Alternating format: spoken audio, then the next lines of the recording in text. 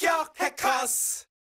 네, 안녕하십니까. 2023년 국가직 7급 교육학 시험 보신 분들께 해설 강의 드리려고 왔습니다.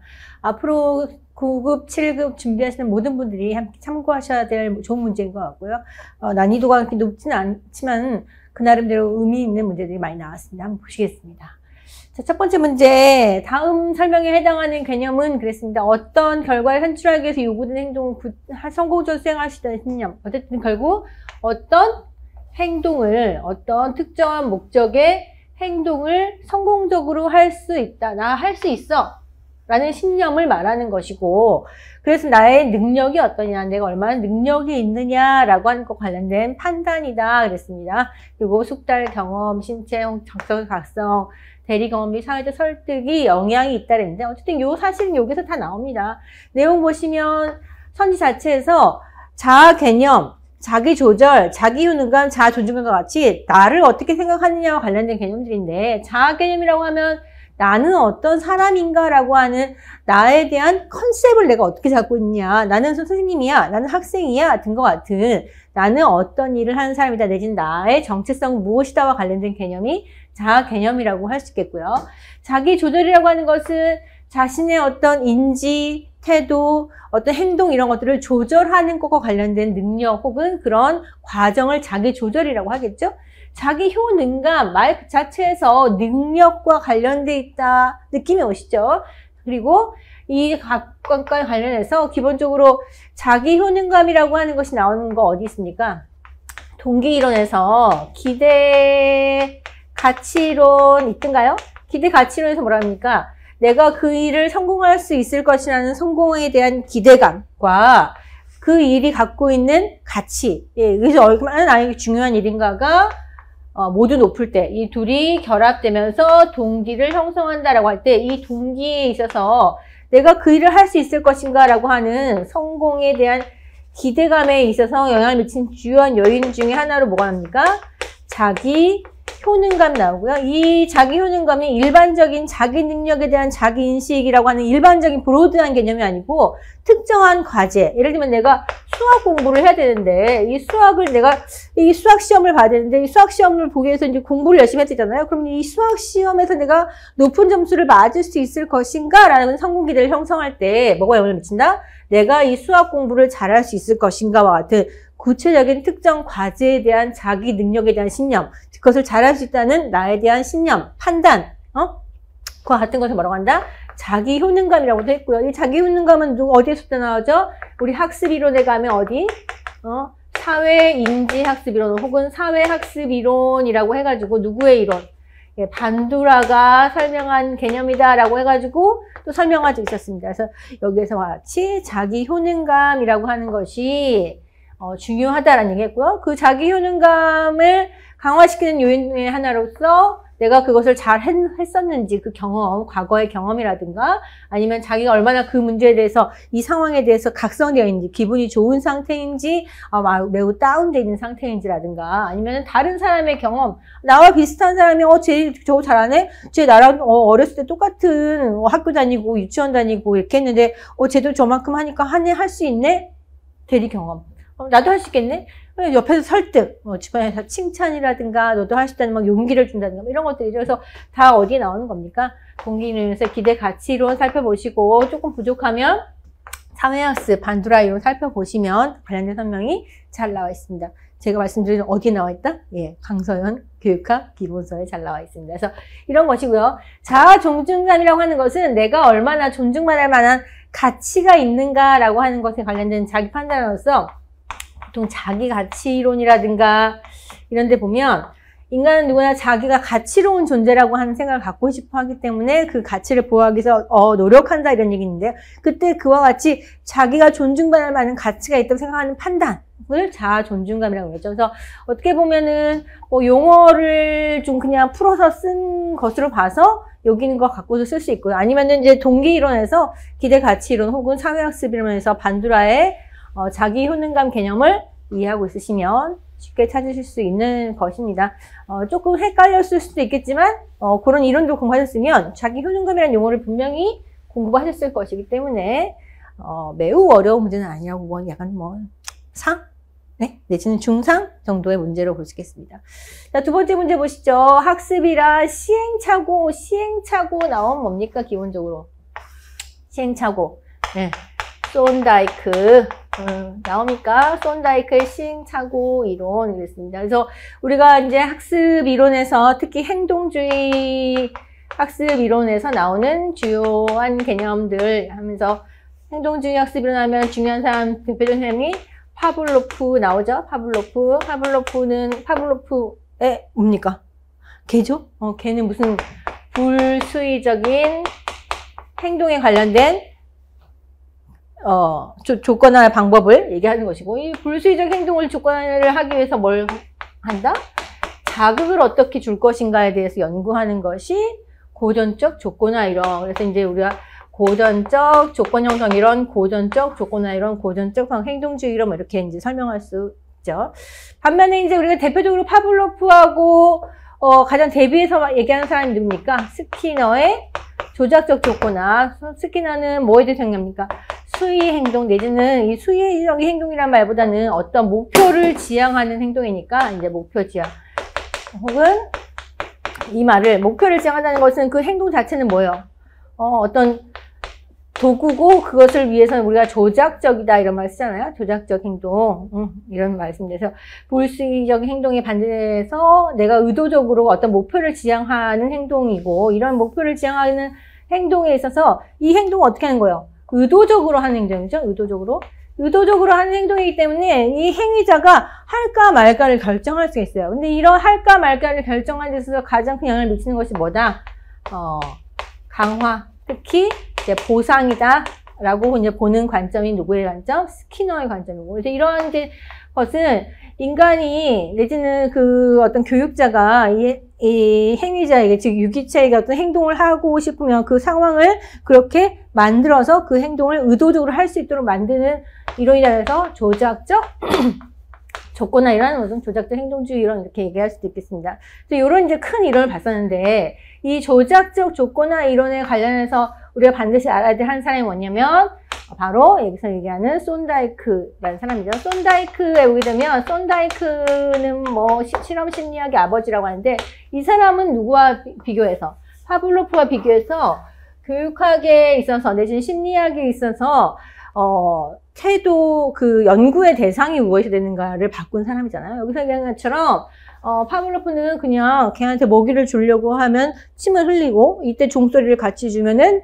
나중에 가면 종소리만 들어도 침을 흘리는 이런 불수의적 의도하지 않은 이런 반응에 관련돼서 이제 연구를 했다고 한다면 쏜다이크는 아니다. 그런 거 말고 목표 지향적 행동, 의도적 행동에 대해서 연구를 해야 된다라고 하는 것이죠. 즉 내가 어떤 먹이를 먹고 싶을 때 그 먹이를 먹고 싶은 충동을 느끼는 쏜다이크 상자 안에 있는 그 고양이가 그 먹이를 먹기 위해서 혹은 쥐가 그 먹이를 먹기 위해서 탈출을 하려면 뭔가를 막 열심히 하게 되더라는 거예요. 그 열심히 하는데 제일 처음에는 뭘 해야 될지 모르기 때문에 뭐 이것저것 뭐 의도 없이 막 해보다가 다양한 시행을 하다 보면 착오를 저지르게 되고 그 착오를 일으켜서 결국 먹이를 먹지 못하는 원하는 목표를 얻지 못하는 비효과적인 행동은 점차로 학습되지 않고 효과적인 행동은 점차로 이렇게 하니까 먹이를 먹을 수 있게 되네. 여기 누름투를 누르니까 문이 열리고 나이가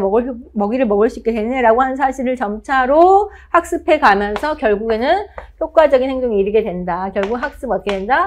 시행착오적으로 학습으로 이루어지게 된다. 시행착오를 통해서 학습이 이루어지게 된다라고 하는 것이고 이런 관점에서 학습은 점진적으로 일어난다고 하는 것이 쏜다이크 이론입니다. 그래서 이런 이제 관점에서는 결국 이 뭡니까? 상자 안에 갇혀 있어서 이 배고픔을 느끼잖아요. 배고픔치. 배고픔을 느끼는 이 자극과 이 자극에서 벗어나서 탈출을 해서 먹이를 먹게 되면 그로 인해서 만족감이 느껴지죠. 이러한 이제 반응 사이에서 효과적인 반응과 이 자극 사이의 연결 관계가 점차로 시행착오를 통해서 어떻게 된다? 강화되면서 학습이 일어난다라고 보는 이론이기 때문에 쏜다이크 이론을 시행착오 학습 이론이라고도 하고요. 아니면은 뭐라고도 하냐면 도구적 조건화 이론이라고도 하고요. 아니면 또 한편 뭐라고 한다? 자극과 반응의 연합설이라고도 합니다. 그래서 이런 용어를 좀 자주 쓰지는 않지만 이런 용어를 좀 알았어야 되는 내용이기 때문에 사실 시행착오 학습이라고 하는 시행착오를 통해서 성공적인 반응, 내가 원하던 그 반응 내지는 나에게 만족감을 주는, 먹이를 먹어서 배가 불러지는 그 만족감을 주는 반응이 성공적으로 점차로 이제 연결되는 결합을 통해서 일어난다라고 하는 그런 이론. 그다음에 이것이 스론다이크라고 하는 것은 이미 알고 있는 내용이에요. 그래서 시행착오 학습을 하는데 없어. 근데 여기에서 다른 것들과 이제 구별을 해야 되는 것이죠. 그래서 봤을 때 하나씩 지워 나가 보죠. 조작적 조건 형성 이론은 스키너의 이론이니까 이건 아니야. 목적적 행동주의 어디 나오는 겁니까? 책 잘 열심히 보셨으면 우리가 이제 얘기하는 그 잠재 학습 이론이라고 해서 뭐 제일 처음에 먹이를 주지 않을 때는 이렇게 쥐들이 어떻게 미로를 빠져나가다가 12일째부터 먹이를 주기 시작하니까 애들이 갑자기 먹이를 찾아나서 미로를 찾아 빠져나가는 그 속도가 빨라진다라고 하는 것을 설명했던 이론. 즉 먹이를 주지 않는 기간 동안 아무것도 일도 벌어지지 않는 것 같지만 사실은 그 속에서 잠재적 학습이 일어난다라고 하는 그 이론을 설명한 누구? 톨만이라는 사람이 있습니다. 이 톨만이라는 사람이 말하는 것이 어떤 이 먹이를 찾아서 가야겠다라고 하는 목적을 인식하고 그 목적에 맞는 인지지도를 만들어가는 과정을 통해서 학습이 일어난다라고 하는 이 이론을 읽기 때문에 톨만의 목적적 행동주의라고 하고요. 그다음에 통찰설은 사실 자극반응 연산과 반대되는 개념이죠. 우리가 흔히 퀘러의 통찰 이론, 침팬치 실험 기억납니까? 그 통찰은 어떻게 합니까? 학습이라고 하는 것은 가만히 있다가 요소들을 결합해갖고 갑작스럽게 그 요소들 간의 관계가 수단 목적의 관계가 인식되면서 학습이 일어난다라고 보는 관점, 통찰설, 급작스럽게 일어난다라고 하는 거. 근데 톤다이크는 그렇지 않고 도구적 조건화 이론이라고도 하고요. 아니면 자극 반응 연합 이론, 즉 자극과 반응 사이에 연합 관계를 통해서 학습이 일어난다라고 하는 것을 얘기하고 어떤 목적적인 행동을 가지는 그런 목표를 가진 행동에 대해서 설명하고 점진적인 과정을 통해서 학습이 일어난다라고 하는 설명을 했던 이론이기 때문에 답은 2번이 되겠습니다. 그래서 내용 자체가 어렵다기보다는 이 용어를 좀 옛날 용어를 좀 많이 쓰다 보니까 조금 어려웠을 수도 있는 그런 부분이 되겠습니다. 3번 문제로 가보겠습니다.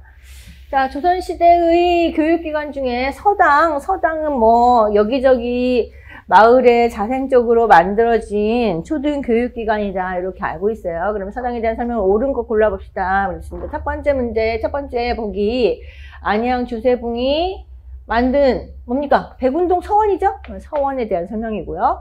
그 다음에 국가운영 관악 아니죠? 민간에서 자생적으로 만들어졌다 그랬습니다.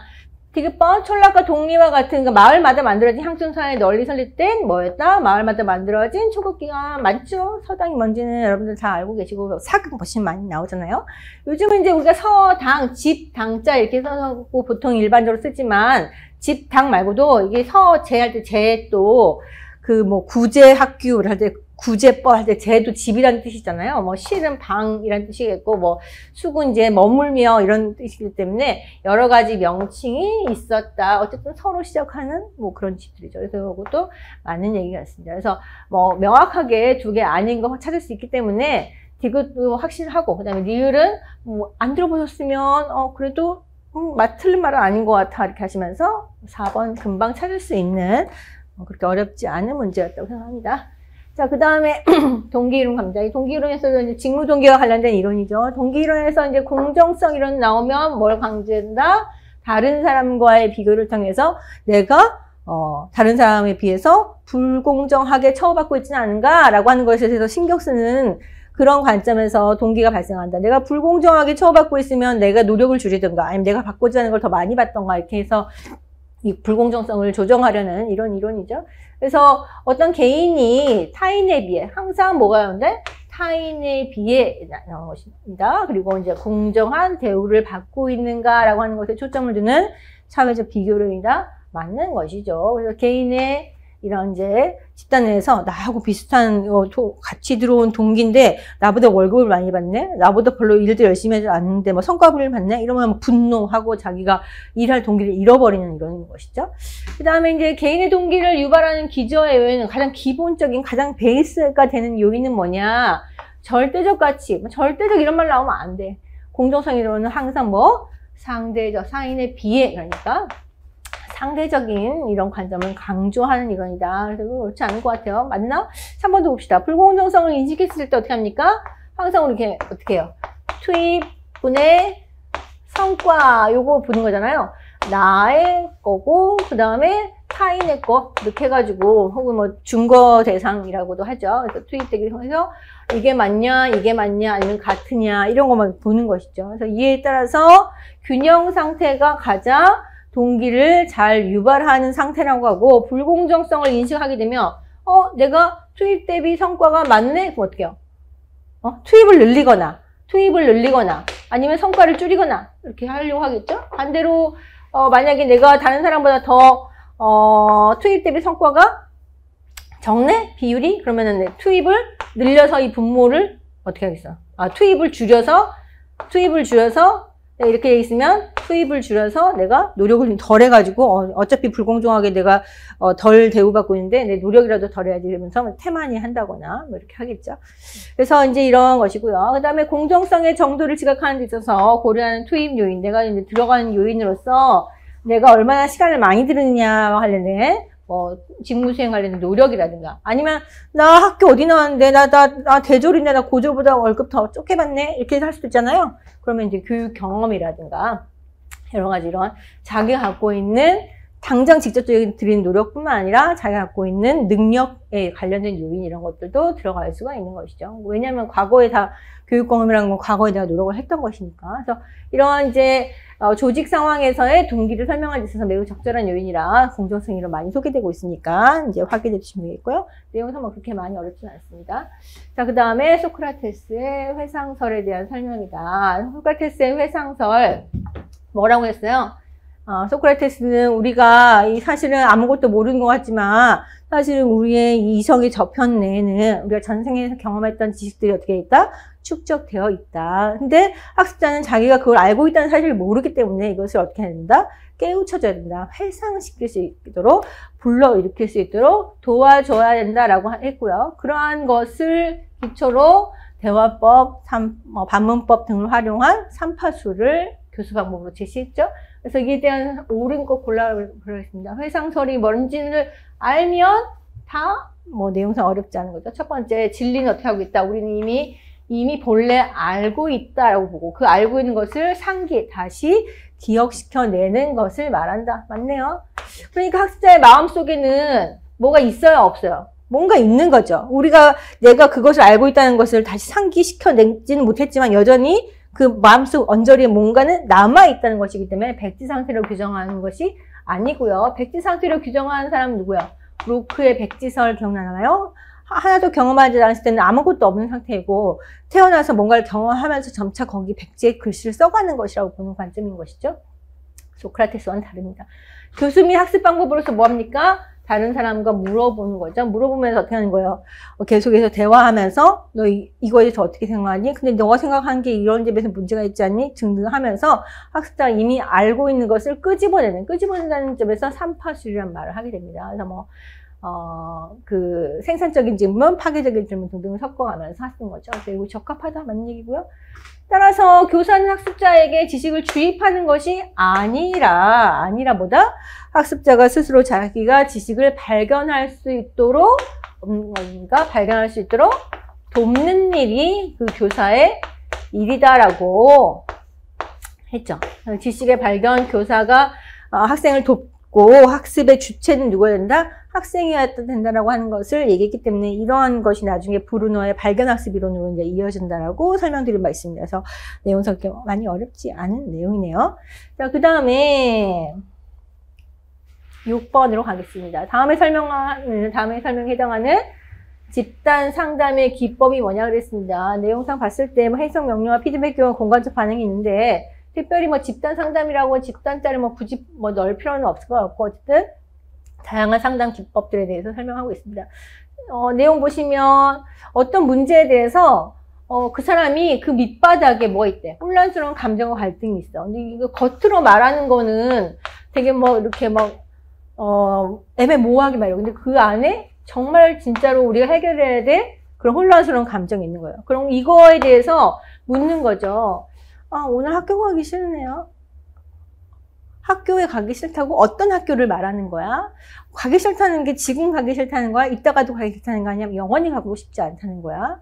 아니, 이와 같은 걸 통해서 너가 어떤 사람이 A라고 하는 그 내담자가 모호하게 한 말, 내지는 불충분한 정보를 담은 어떤 그런 말을 했을 때 거기에 대해서 뭐 하면서? 질문하면서 그게 뭐라고? 하면서 아니면은 학교에 가기 싫다고? 학교에 가기 싫어요. 학교에 가기 싫다고? 와 같이 재진술을 하면서 어떻게 하는 겁니까? 그 사람으로 하여금 더 네가 하고 싶은 말이 무엇인지를 더 명확하게 얘기해달라고 말할 때부터 이제 이런 기법들을 쓴다라고 했습니다. 그래서 이러한 것에 기본적으로는 질문, 재진술의 방법들을 활용하고 그 다음에 집단 구성원이 미처 생각하지 못했던 측면이라고 하는 건 뭡니까? 학교에 가기 싫으네요 라고 했을 때 별로 중요한 말이 아닌 것처럼 했지만 상담자가 그 중에서 가장 포인트가 되는 학교에 가기 싫다고 내지는 아니면 가기가 싫다고 뭐가 포인트가 되어야 되는지에 대해서 그 측면에 대해서 생각을 모아가기 위한 기법으로서 이 명료화 기법을 사용한다고 했죠. 그래서 명료화되는 것이 맞는 것이고요. 해석이라고 하는 건 뭡니까? 집단 구성원이 즉 어떤 사람이 상담자가 갖고 있는 그 생각에 대해서 어떤 현상에 대해서 각자의 나름의 해석이 틀이 있을 텐데 그 사람의 해석이 틀이 아닌 상담자 해석의 틀 내지는 집단 상담에 참여하고 있는 다른 사람이 다른 방식으로 생각할 수도 있다는 것을 제시해 줌으로써 그 대상이 생각을 바꿔볼 수 있도록 다른 점을 생각해 볼 수 있도록 하는 것이기 때문에 질문과 재진술의 방법이라기보다는 해석을 제시하는 것이겠죠. 따라서 질문이 아닐 것이고요. 그 다음에 피드백 교환이라고 하는 것은 서로 주고받는 거잖아요. 피드백을. 나 어떻게 해? 그래, 좋아. 이렇게 반응을 해주는 것이기 때문에 질문과 재진술이 마찬가지 아닐 겁니다. 공감적인 반응이라고 하는 것은 그 사람이 생각하고 있는 것을 그대로 어떻게 하는 겁니까? 수용하고 그에 대해서 매우 따뜻하고 인간적인 반응을 제시해 주는 것이기 때문에 마찬가지 이런 혼란스러운 감정을 가려낸다든가 그 다음에 질문을 활용한다든가 등의 방법과는 상관이 없겠다. 그래서 이 4개 중에 이 용어의 뜻과 이것을 이제 위에 거 맞춰보면 충분히 답할 수 있는 문제인 것 같습니다. 자, 그 다음에 7번. 잠재적 교육과정에 대한 설명으로 옳지 않은 것은 그랬네요. 잠재적 교육과정의 개념은 우리가 교육과정을 할 때 가장 기본적으로 공부하는 것이기 때문에 일단 뭐 그렇게 어려운 것이 아니죠. 잠재적 교육과정이라고 하는 것은 공식적으로 의도된 것은 아니지만 학생들이 학교를 다니면서 생활하면서 은연중에 배우게 되는 교육 내용을 잠재적 교육과정이라고 한다고 했습니다. 자, 그럼 해보죠. 공식적 교육과정과 구분되는 개념 맞죠? 그래서 우리가 보통 교육과정의 존재 차원 그래서 공식적으로 명시적으로 이렇게 표명된 교육과정이 있고 그 다음에 그런 써진 건 아무것도 없는데 그냥 생활하면서 알게 되는 그런 교육과정, 잠재적 교육과정이 있고 그 다음에 어디에도 가르쳐주지 않지만 사실은 배워야 됐었던 그런 내용들. 근데 즉 가르치지 않음으로써 말하지 않음으로써 어떤 그 메시지를 주는 것을 뭐라고 합니까? 영교육과정. 3가지를 대비해서 본다 그랬잖아요. 그래서 구분되는 개념 맞고요.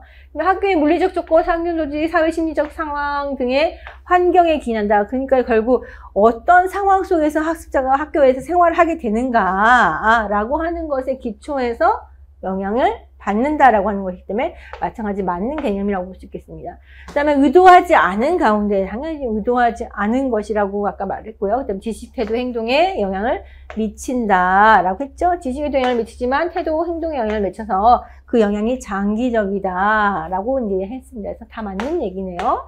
배울 만한 가치가 있음에도 불구하고 교육 과정에서 빠져있는 즉 여기 있어야 되는데 없네. 철수, 영희, 순이 내 친구 3명 여기 다 와야 되는데 순이는 내가 안 불렀어요. 순이가 여기 없어. 그럼 내가 지금 뭐 한 거예요? 순이를 배제시킨 거잖아요. 순이한테 뭔가 감정이 있다는 걸 표현하는 거잖아요. 이와 같이 원래 있어야 되는 교육적 가치가 있는 내용임에도 불구하고 빠져있는 교육 내용 뭐라고 그럽니까? 우리가 영교육과정이라고 하죠. 이건 뭐 개념을 정확하게 우리가 알고 있는 내용들이기 때문에 쉽게 4번 골라낼 수 있는 문제라고 생각됩니다. 8번 보겠습니다. 다음에 해당하는 교수 학습 방법이 뭐냐 그랬네요. 토익, 강의, 발견학습, 완전학습 등이 제시했는데 학생들이 뭐 하는 거? 스스로 교과의 기본 개념 원리 법칙, 교과의 기본 개념 원리 법칙 뭐라고 합니까? 지식의 구조를 어떻게 하도록? 스스로 학습하도록. 가르쳐 주는 건 아니고 스스로 학습하는 거예요. 이런 교육에 있어서 가장 궁극적으로는 뭘 증가시키는 데 목적이 있다? 사고력 향상. 학습자가 스스로 사고하는 데 핵심이 있는 겁니다. 문제 파악, 가설 설정, 가설 검증, 원리 적용의 단계를 거친다 했으니까 탐구의 과정을 거치면서 학습하는 방법이고요. 이런 탐구 활동을 위해서 탐구를 자극하고 유지하고 탐구의 방향성을 조정하기 위해서 교실 환경 내에서 내재적인 동기를 유발하고 학습자들이 서로 상호작용을 할 수 있도록 하고, 교사는 학습자에게 다양한 자료를 제공한다든가 사고의 어떤 촉진적인 질문을 한다든가 이렇게 이제 학습하는 거, 지식의 구조, 학습자 스스로 지식의 구조를 발견하는 거, 사고를 기르는 거 뭡니까? 브루너의 발견학습 이론이 되겠네요. 그래서 발견학습법 답은 3번. 토익법은 학습자들이 뭐 특별하게 이렇게 문제 파악, 가설 설정하는 것이 아니고요. 강의법은 교사가 직접 결과물로서의 지식을 전달해 주는데 포커스가 있기 때문에 당연히 아니겠고요. 그다음 완전학습법은 어디 나오는 겁니까? 네, 행동주의 학습 이론에 기초해서 구체적인 목표를 설정하고 그 목표에 모든 사람들이 도달할 수 있도록 계속해서 수업하고 평가하고 잘못된죠? 피드백하고 이런 것을 통해서 완전하게 학습된 상태에 도달할 수 있다라고 하는 그 이론이죠. 그래서 여기 나오는 문제, 뭐 파악, 가설 이런 것과는 별로 관계가 없죠. 자, 그 다음에 9번으로 갑니다. 기능주의 관점에서 학교 교육을 설명하는 내용이 옳지 않은 거 그랬네요. 교육사회학에서 기능주의 이론과 갈등주의 이론 우리가 기본적으로 큰 구조로서 이해를 합니다. 기능주의 관점에서는 사회 전체가 유기적으로 구성되어 있다고 보고 각각의 부분들은 사회 전체의 향상과 유지 발전을 위해서 기능하려고 노력하고 기능하고 있다라고 보는 관점. 그래서 학교도 뭐다? 사회 전체의 질서 유지에 기여하는 기능을 수행한다라고 보는 관점이죠. 하나씩 보시면 첫 번째 학교 교육은 공동체 의식과 사회적 연대를 강화하는 역할. 그러니까 공동체 의식을 형성하고 사회적 연대를 강화해서 결국 학생들을 사회 안으로 통합시켜가는 과정인 것이고 이런 것을 결국 학교가 수행하는 사회화의 기능을 말하는 것이기 때문에 학교 교육이 사회화 기능을 수행한다. 사회 안으로 적응시키고 통합시키고 하나의 공동체를 유지하는 기능을 한다라고 하는 것이 기능주의 관점이라는 것은 맞는 얘기고요. 그 다음에 학교 교육은 기존 이념을 전수할 뿐 새로운 이념을 창출하지는 않는다 그랬는데 우리가 교육의 사회적인 기능이라 가지고 사회적인 통합의 역할도 하지만 뭐도 한다? 사회적인 통합의 기능도 하지만 뭐의 기능도 한다? 사회를 혁신하는 기능도 수행한다 그랬어요. 즉 사회 전체를 위해서 교육이 부문으로서 사회 전체의 유지 발전에 기여하기 위해서는 어떻게 해야 돼요? 새로운 사회 변화에 맞는 지식을 창출하거나 그런 지식을 사람들에게 공유시키거나 하는 기능들도 해야 되잖아요. 그러다 보면 사회 전체를 어떻게 하는 기능도 한다? 혁신하는 기능도 수행하는데 이 혁신이라고 하는 것은 사회 구조를 바꿔서 지배 피드백 관계를 변화시키는 것이 아니고 그냥 그 사회가 환경 변화에 좀 더 민감하게 적응할 수 있도록 돕는 것이기 때문에 기능주의 관점이라고 할 수 있겠고요. 그럼에도 불구하고 이념을 새로운 어떤 방향을 창출한다라고 보는 관점인 것이죠. 그래서 이제 옳지 않은 거라고 볼 수 있겠습니다. 자, 3번은 학교 교육은 사회 한 부분에서 전체 사회를 유지하는 기능을 수행한다. 계속 반복적으로 했단 말이네요. 그 다음에 맞는 얘기고. 그래서 학교에서는 성취 수준에 따라서 사회적 지위가 달라지는 것이 공정하다고 간주한다. 즉 학교는 어떤 기능을 수행하냐면 학생들의 성취 수준을 파악해서 그 성취 수준에 따라서 상급 학교로 갈 기회를 배분하고요. 또 상급 학교에 간 학생은 또 더 좋은 직업을 갖는 기회를 갖게 되고요. 더 좋은 직업을 갖게 된다는 것은 사회적으로 더 높은 지위와 권력이나 부를 갖게 된다는 걸 얘기합니다. 결국 학교에서는 뭐에 따라서 이제 사회의 지위가 배분돼야 된다고 생각하냐면 개인의 능력에 따라서 지위가 배분돼야 된다는 신념을 전제하고 있고 이것이 옳다라고 생각하고 이것을 하기 위한 학교의 기능은 학교는 결국 뭐 하는 기능이다? 선발을 통해서 그 능력주의 사회가 유지될 수 있도록 하는 중요한 기능을 수행하고 있다고 봅니다. 따라서 이런 학교의 선발 기능에 따라서 보자면 개인의 능력 혹은 학교에서의 이것이 개인의 능력이라고 하는 것을 학교에서의 학업 성취가 바로 이 능력을 증명해 주는 것이기 때문에 이 능력에 따라서 사회적 비비가 달라진다. 내지는 성취 수준에 따라서 사회적 지위가 달라지는 것은 공정하다고 전제하고 이론을 펼치게 됩니다. 그래서 이러한 선발 기능이 바람직하다, 사회적 도움이 된다, 더 공정한 사회가 된다라고 보는 것이고, 이러한 능력에 따른 사회적 지위의 배분이 있기 때문에 결국 학교를 우리가 뭐라고 합니까? 위대한 평등장치라고 합니다. 즉 아무리 흙수저나 무수저로 태어났다고 해도 학교에서 공부를 열심히 해가지고 높은 성적을 받으면 그 다음 세대는 어떻게 될 수 있다? 더 높은 사회적 지위를 가짐으로써 사회가 사회적인 계층 이동이 원활해지고 더 평등한 사회가 된다, 더 공정한 사회가 된다라고 보는 시각보다 기능주의 관점. 따라서 이게 다 맞는 얘기고 틀린 얘기는 2번. 그래서 기능주의에서도 학교가 사회를 변화시키는데 기여한다고 본다. 물론 갈등론적 관점에서 보는 것처럼 구조적인 변화는 아니지만 사회 환경 변화에 적응할 수 있도록 새로운 이념을 창출하는 역할을 할 수 있다고 보는 것이죠. 자, 10번으로 갑니다. 간해의 교수학습 이론입니다. 간해의 교수학습 이론은 우리가 뭐라고 했습니까? 기본적으로는 행동주의에서 출발했지만 인지주의 이론을, 학습 이론을 수용해서 학습자가 내적으로 어떤 인지 과정의 변화를 거치는지를 파악하고 그에 맞는 적절한 외적인 교수 사태를 공급해 줘야 된다라고 보는 관점. 그래서 교수의 9가지 단계를 제시한 관점이고요. 더불어서 학습의 이런 과정들은 어떠한 학습 결과를 목적으로 하는지에 따라서 다르게 적용되어야 된다라고 하는 관점을 제시했습니다. 그래서 대표적인 것이 간해의 교수 목표를 구분한 그 위계 구분표하고 그 다음에 학습의 9가지 단계 보자 그랬잖아요. 그래서 옳지 않은 거 물었으니까 하나씩 보죠. 수업의 목표는 뭡니까? 수업의 본질이나 내용을 말하는 것이 아니라 뭐다? 학습자가 수업의 결과로 획득하는 능력을 말한다. 즉 이런 관점에서 간해의 수업 이론이 기본적으로는 행동주의에서 말하는 교수 이론과 맥을 같이 합니다. 그래서 학습자에게 최종적으로 어떤 능력을 갖게 할 것이냐를 우리가 수업에서 추구한다는 것이죠. 그런 학습 성과, 즉 학습의 목표, 이 학습 성과를 수업의 결과로 갖게 되는 학습의 성과를 어떻게 구분합니까? 지적 기능, 언어 정보, 인지 전략, 태도, 운동 기능 5가지로 구분한다고 했습니다. 우리가 보통 이제 요 3가지는 지적인 거, 이쪽은 정의적인 거, 심동적인 거. 블룸은 3가지로 하지만 간에는 이거를 인지적인 것을 다시 3가지로 정보, 지적 기능, 인지 전략 이렇게 구분을 했다라고 했죠.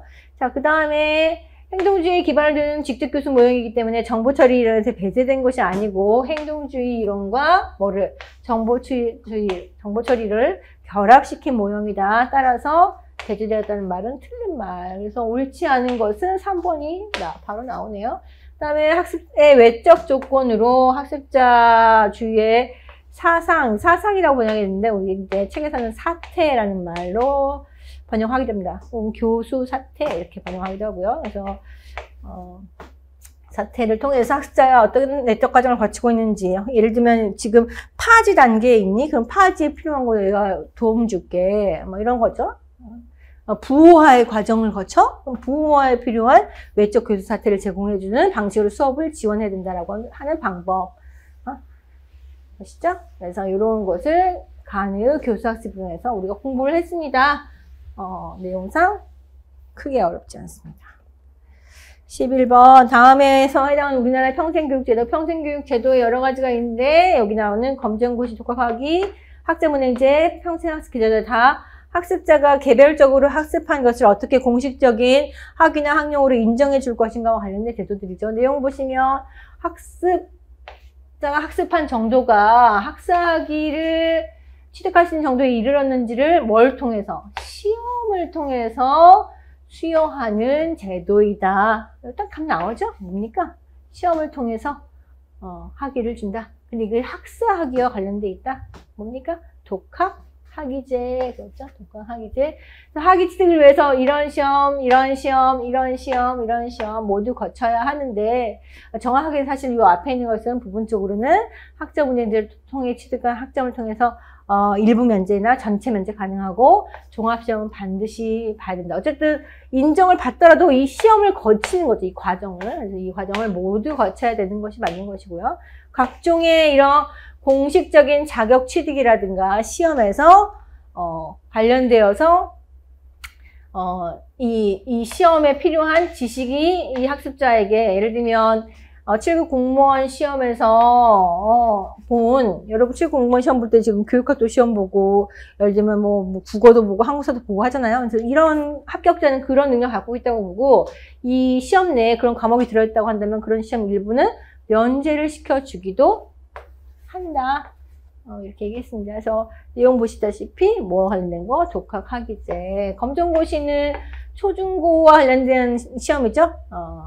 그 다음에 학점은행제는 그냥 학습자가 학습한 경험을 공식적인 학점으로 인정해주는 제도이고 그 학점을 수여할 수 있는 기관을 평가 인정하는 것 관련된 제도이기 때문에 이 자체로 학위가 나가진 않죠. 그 다음에 평생학습제 계좌제는 꼭 학교에서 취득한 학점이나 평가 인증 기관에서 받은 학점뿐만 아니라 다양한 개인의 학점, 학습 경험을 축적하고 기록 관리하는 제도라고 공부했습니다. 그래서 헷갈리지 않게 어쨌든 첫 번째, 두 번째 보기만으로도 이미 알 수 있는 이런 문제를 출제했고 아까 얘기했던 대로 앞에 있는 이 세 가지 시험은 일부 면제가 될 수 있다고 했는데 그 일부 면제가 될 수 있는 그냥 그 내용을 조금 더 설명한 정도이기 때문에 정보량이 무수히 많기 때문에 독학하기 금방 찾아낼 수 있는 문제였습니다. 자, 그 다음에 12번에 다음에 해당하는 장학이 유형 그랬습니다. 장학이 유형으로 예시대에 나온 거 보니까 임상장학, 약식장학, 동료장학, 지방장학이 있네요. 내용 보시면 학교에서 교사와 학생 사이에 이루어지는 상호작용에 초점을 둔다 그랬어요. 그러니까 이 교사와 학생 사이에 이루어지는 상호작용은 우리가 나중에 축적해놨다가 다시 되살리기가 쉽지 않죠. 어떻게 해야 돼요? 당장 교사와 학습자가 상호작용하는 그 수업 상황을 실제로 관찰해야 되고 그것도 잠깐 보면 안 되고 면밀하게 관찰해야죠. 교사가 누구를 바라보고 수업을 하느냐 항상 오른쪽만 바라보고 수업하고 왼쪽에 학생들과 상호작용하지 않는지 지금 상호작용하는데 그냥 의례적이고 그냥 허위적인 상호작용만 하는지 아니면 진정한 탐구와 관련된 학습과 관련된 상호작용을 많이 하는지 지금 학생의 어떤 분류에 따라서 상호작용을 달리하지는 않는지 지금 탐구적으로 하는지 아니면 지시적으로 하는지 등등의 여러 가지 상호작용에 그 방식에 초점을 두고 면밀하게 살피는 데 초점을 두는 이런 방식이 있죠. 그 다음에 이제 상하 관계보다는 어떻게? 쌍방적 관계를 지향한다. 그 다음에 이러한 상호작용이나 수업과 관련되어서 교사의 정보를 중심으로 어떤 수업의 개선을 도모한다. 어쨌든 수업 개선을 도모하는데 가장 궁극적인 목적이 있고 수업 개선을 도모하기 위해서 뭘 한다? 교사와 학습자 간의 상호작용에 초점을 두고 살펴서 그것을 개선하려고 하는 것이고 어떻게 하세요? 이렇게 하는 게 아니고 교사하고 장학 담당자 간의 쌍방향적 관계를 통해서 달리 얘기하면 엄청나게 치열하게 서로 토론하면서 같이 협력하면서 이제 한다는 것이죠. 그런 관점에서 봤을 때 임상장학은 어떻게 하는 거예요? 교장이나 교사가 되게 수시로 그리고 매우 단기적으로 일시적으로 잠깐 머물면서 수업 개선에 대한 조언을 제공하는 것이니까 비교적 이런 상호작용에 초점을 둔다기보다는 일반적인 수업 관리 이런 데 초점을 줄 수 있겠고요.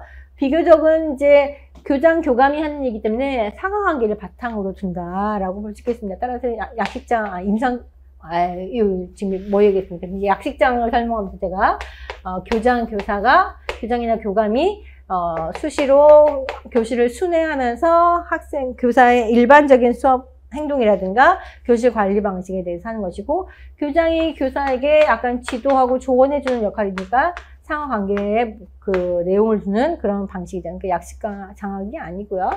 그 다음에 이제 동료장학은 쌍방향적인 것은 맞지만 동료장학은 교사가 어떻게 수업을 이해하고 있느냐라든가 교사가 갖고 있는 수업에 대한 여러 가지 지식적인 측면을 중심으로 보기 때문에 상호작용에 초점을 두고 이제 이루어진다기보다는 전체적인 학급에서 이루어지는 교사의 어떤 태도, 행동, 신념 체계 등등에 대해서 내용을 가질 수밖에 없겠고요. 그래서 동료장학은 아니고 그다음에 지방장학이라고 하는 것은 이제 지방 단위에서 이루어진 장학이기 때문에 마찬가지로 이런 상호작용에 면밀하게 좀 약간 미시적인 측면에 초점을 맞추기 어렵습니다. 그래서 이 내용 보시면 사실 우리가 임상장학을 얘기할 때 임상이 뭡니까? 마치 의사가 환자를 살피듯이 아주 면밀하게 관찰하고 또 토론하고 조언하는 이런 활동들이잖아요. 그래서 임상장학 얘기할 때 자주 나오는 사실은 선지들이기 때문에 임상장학 고르는데 큰 문제는 없었을 거라고 생각됩니다. 자, 그 다음에 13번. 교육사회학 하면 자주 나와주시는 분이죠. 브루디에의 문화자본 이론에 대한 설명으로 옳은 것을 모두 고르면 그랬습니다. 문화자본이라고 하는 것은, 자본이라고 하는 것은 어떤 생산을 할 수 있는 수단이잖아요. 근데 이 생산을 할 수 있는, 기본제가 되는 수단인데, 그것이 문화하고 관련된 걸 문화자본이라고 하잖아요. 그래서 문화자본이라고 하는 거에서 옳은 걸 골라라 그랬습니다. 첫 번째, 문화자본은 개인의 기술적 생산력을 나타내는, 기술적 생산력을 나타내는 인적 자본, 이걸 우리가 뭐라고 합니까?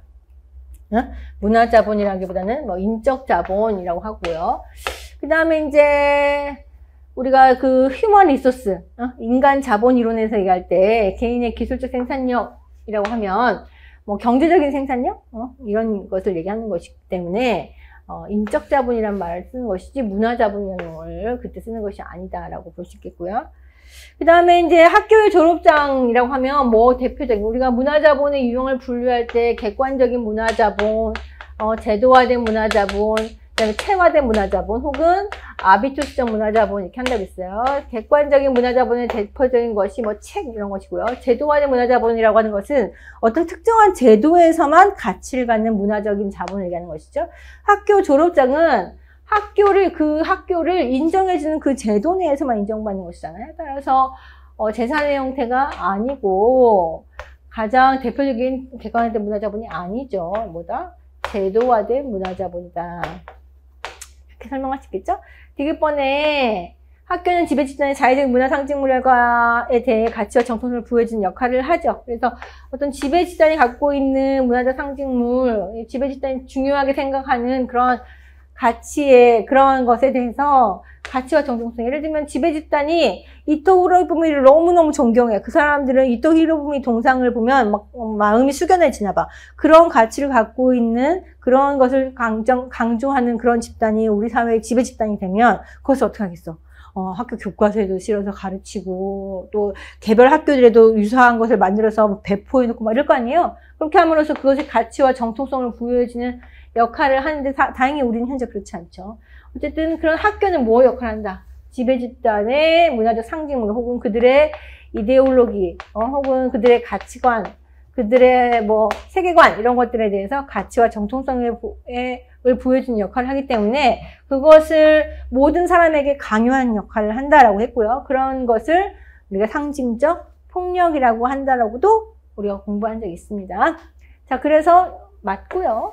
문화자본은 그래서 결국 그러한 지배 집단의 이데올로기, 지배 집단의 상징적 폭력에 더 잘 순응할 수 있는 혹은 그것과 동질적인 문화자본을 갖고 있는 학생들에게 더 유리한 형태의 교육을 실시하고 있기 때문에 상류층의 아이들은 학교에 가면 상류층의 문화를 반영하고 있는 학교에 더 잘 적응하고 더 높은 성취를 보이기 때문에 더 높은 직장을, 더 높은 학교를 갈 수 있게 되기 때문에 결국 어떻게 해요? 그 계급 관계를 어떻게 합니까? 재생산하는 역할을 한다라고 하는 점을 지적한 것이 뭐다? 브루드의 문화자본 이론이기 때문에 당연히 룰 1번 맞는 얘기. 그래서 답은 4번 되겠습니다. 뭐 새롭지 않고 항상 하던 얘기죠. 자, 그 다음에 변혁적 지도성 이론 나왔습니다. 변혁적 지도성 이론에 반대되는 개념, 변혁적 지도성 이론을 말한 사람들은 기존의 전통적인 지도성이 어떤 지도성이라서 앞으로는 변혁적 지도성이 필요하다라고 했냐면 바로 교환적 지도성 혹은 거래적 지도성. 그러니까 거래적 교환적이라고 하는 것은 리더가 부하들에게 뭔가를 제공해 줄 수 있어요. 월급을 높여주거나 칭찬을 해주거나 그러면 그에 대한 대가로 어떻게 해요? 리더에게 부하들이 존경과 그다음에 목련 복종을 제공하죠. 그렇게 함으로써 서로 맞거래가 되고 교환이 되기 때문에 리더십이 형성된다라고 보는 게 기존의 이론이라고 했다면 그런 리더십 아래에서는 당연히 조직원들이 부하들이 어떻게 행동할 수밖에 없겠습니까? 매우 수동적이고 비창의적으로 행동하겠죠. 그렇게 해서는 조직이 혁신되지 않고 발전이 없다라고 보는 베스라든가 이런 사람들이 얘기하는 제안하는 지도성은 뭐냐면 변혁적 지도성이죠. 변혁적 지도성의 핵심은 뭡니까? 지도자가 구성원들에게 뭘 제공해야 돼요? 뭔가 비전을 제공해주고 신뢰를 제공하고 또 그들이 더 발전될 수 있도록 지적 자극을 제공해주고 또 개별적으로 배려해줌으로써 전체적인 조직의 혁신을 만들어낼 수 있는 조직원들의 창의적이고 자발적이고 능동적인 행동을 이끌어내는 리더십을 뭐라고 한다? 변혁적 지도성이라고 한다고 우리가 공부했습니다. 자, 그래서 옳지 않은 거 살펴보시면 지도자가 구성원들로부터 신뢰와 존경을 받고 뭐 이상적인 영향력, 그 조직원들이 이 사람을 되게 훌륭하신 분이야라고 리더를 훌륭하신 분이야라고 어떻게 할 수 있어야 돼요? 존경할 수 있어야 된다, 신뢰할 수 있어야 된다, 이상적 영향력을 가진 지도자가 돼야 된다라고 말했죠. 그래서 중요하게 말했어요. 그 다음에 구성원의 기대와 동기를 지속적으로 자극하여 높은 수행과 발전을 유도한다. 할 얘기하면 계속해서 구성원들에게 높은 기대를 가짐으로써 그 사람들이 계속해서 발전할 수 있도록 지적 자극을 제공해야 된다. 이런 얘기 하는 것이죠. 너 잘할 수 있어. 넌 훌륭한 사람이야. 이런 것들을 제공해주는 지도성, 변혁적 지도성이 하나의 요소라고 했습니다. 봉사와 그 대가인 보상, 즉 봉사라고 하는 것은 조직 구성원이 리더에게 원하는 일을 해주는 거죠. 여기 청소해드릴까요? 그럼 뭐 주실래요? 그래서 이 지도자가 제공하는 보상과의 이 맞교환을 통해서 조직이 운영될 수 있도록 하는 리더십을 뭐라고 한다? 거래적 지도성이라고 하고, 변혁적 지도성에서는 그런 것을 별로 좋지 않은 질이 낮은 지도성이라고 봅니다. 그래서 봉사와 그 대가인 보상을 상호 교환함으로써 구성원을 보다 동기화시키는 지도성은 거래적 교환적 지도성. 그래서 답은 3번이 되겠네요. 4번, 일상적인 생각에 대해서 의문을 제기하고 문제들을 재구조하여서 혁신적 창의적이 되도록 한다. 이미 기출되었던 선지입니다. 그래서 계속해서 새로운 어떤 창의적인 방식으로 일을 해결할 수 있는 것은 없는가에 대해서 질문하는 지도성. 변혁적. 그래서 이름이 변화되는 변혁적인 것이죠. 자, 그 다음에 마찬가지 늘 봐오던 문제 중에 하나입니다. 다음 설명에 해당하는 교육 정책의 결정 모형은 뭐냐? 정책 결정이 합리성의 근거에서 이루어진다고 생각하는 모형이 뭡니까? 합리 모형이고요. 그런 합리성이 완전한 합리성이 아니다. 예, 제한된 합리성에 근거한다라고 보는 인간은 심리적인 만족을 추구한다고 보는 모형이 만족 모형이고요. 근데 그런 합리성도 중요하지만 뭐도 중요해요. 우리가 보통 흔히 위대한 지도자, 위대한 기업의 경영인, 어떤 위대한 행정가를 얘기할 때 뭘 얘기합니까?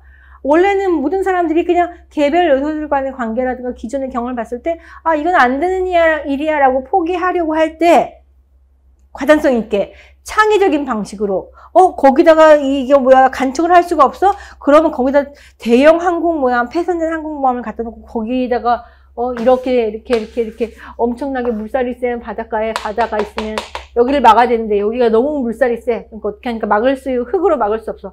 어떤 사람이 아이디어를 냈어요. 여기다가 항공모함을 갖다 끼워. 그러면은 바닷물이 멈춰질 거 아니에요? 파도물이 하다가 그럼 여기다 흙을 갖다 보면 간척이 되는 거잖아. 이런 방식으로 간척을 해! 라고 아주 직관과 창의력을 발휘해서 새로운 문제 해법을 제공함으로써 문제를 해결하는 그런 의사결정도 일어나더라. 우리는 그런 의사결정에서 배울 것이 있다. 바로 직관과 창의력 이런 걸 강조하는 이거 뭐랍니까? 이건 비합리적인 게 아니고 무슨 합리적인 거다?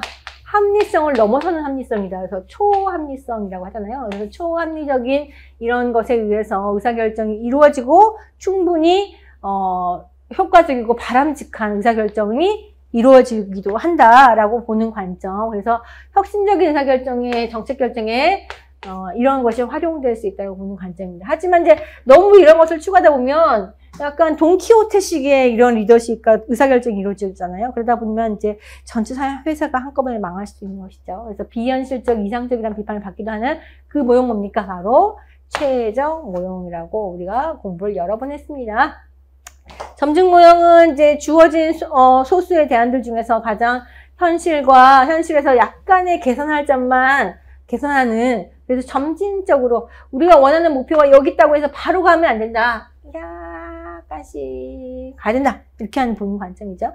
그래서 점증 모형이고, 점증 모형과 합리 모형을 합쳐서 좋은 점을 모아서 만든 것이 혼합 모형이고요. 다 공부했던 내용이네요. 그죠? 그래서 어렵지 않습니다. 최종 모형 16번. 학교폭력 예방 및 대책에 관한 법률 내용으로 옳지 않은 것 그랬습니다. 우리가 학교폭력에 대한 법을 자세히 잘 봐야 된다고 했는데 거기에서도 항상 포인트로 나오는 부분들이 있다고 했어요. 다른 것들은 그냥 한 번씩 읽어보세요. 아 그래? 기본계획 시행해야 되겠지. 맞아. 기본계획이라고 항상 장관이 실시하는 거잖아요. 국가 전체적으로. 5년마다 5년 정도는 돼야 되겠지. 맞는 것 같은데. 그 다음에 학교폭력 예방에 대한 기본계획의 수립 시행에 대한 심의를 하기 위해서 소속으로 국무총리 소속으로 학교폭력 대책위원회 그래 위원회가 많았는데 지역 안 들어간 거 보니까 그런 거 맞는 것 같아. 한번 보고요. 그다음에 시도교육청에 학교폭력 예방과 대책을 담당하는 전담부도 설치 운영해야겠죠. 그렇게 해야지. 안 하면 되겠어? 했어. 그다음에 학교폭력 대책심의위원회는 뭐야? 학교폭력이 발생했을 때 직접적으로 그 폭력 사안에 대한 어떤 판결 같은 역할을 하는 분쟁 조정을 하는 역할을 주로 담당하는 위원회잖아요. 그 심의위원회에서는 의무교육 과정, 뭔가 포인트를 누르는 멘트가 나오네요. 의무교육 과정에 있는 경우, 가해 학생일지라도, 가해가 심각한 경우에는 어떻게 할 수 있다? 퇴학 처분. 의무교육 과정인데, 어쩌고저쩌고는 뭐 할 수 있다? 퇴학 처분 조치 할 수 있다는데 항상 요거 포인트 나온다 그랬잖아요. 의무교육 과정에서는 우리 헌법에서 뭐라고 했어? 헌법. 법 중에 법. 최고법. 헌법에서 초등학교 과정에서 의무교육을 실시한다. 의무교육은 뭐예요? 교육기본법에 가면 기본법에 가면 의무교육 기간은 몇 년으로 한다. 그리고 그 법을 수행하는 사람은 어떻다. 초중등교육법에 가면 그 법을 실제로 실시하기 위해서 보호자 혹은 부모는 반드시 취약시켜야 한다. 쭉 해서 의무교육 기간을 반드시 국가가 보장하고 그것을 수행하는 데 있어서 국가와 지자체가 학교를 어떻게 만들고 부모는 뭐라고 이걸 지키지 않으면 과태료를 어떻게 만들고 엄청나게 의무교육이라고 하는 것을 강조하고 있습니다. 매우 우리의 교육지대에서 매우 상위의 개념이에요. 그러면 이 의무교육이라고 하는 것은 인간의 기본권이기 때문에 어떠한 다른 세부적인 어떤 문제가 있음에도 불구하고 반드시 지켜져야 되는 그런 것이다.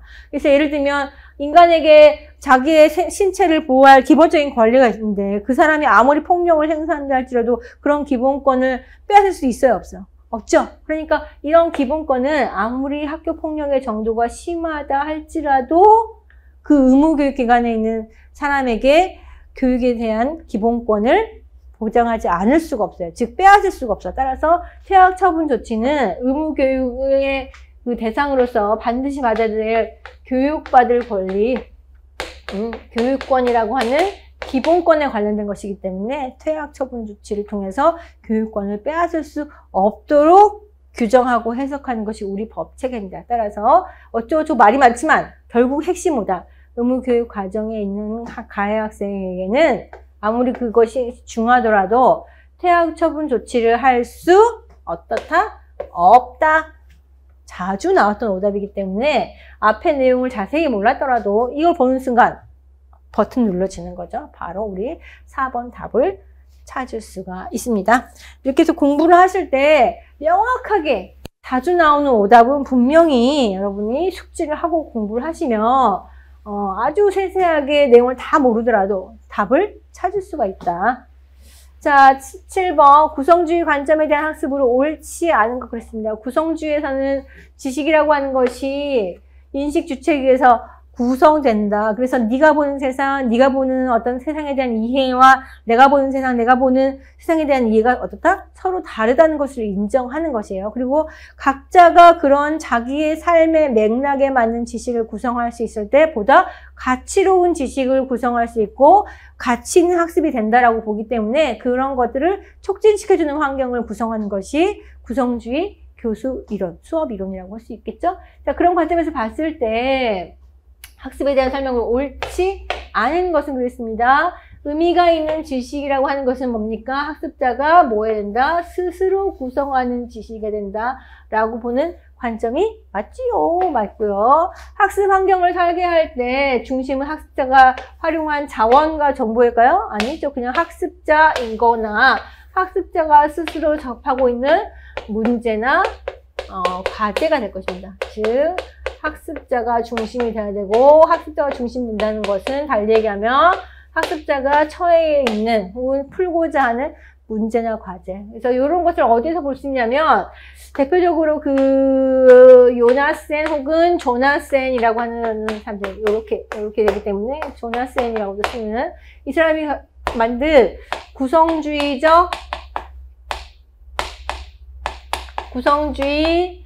교수 학습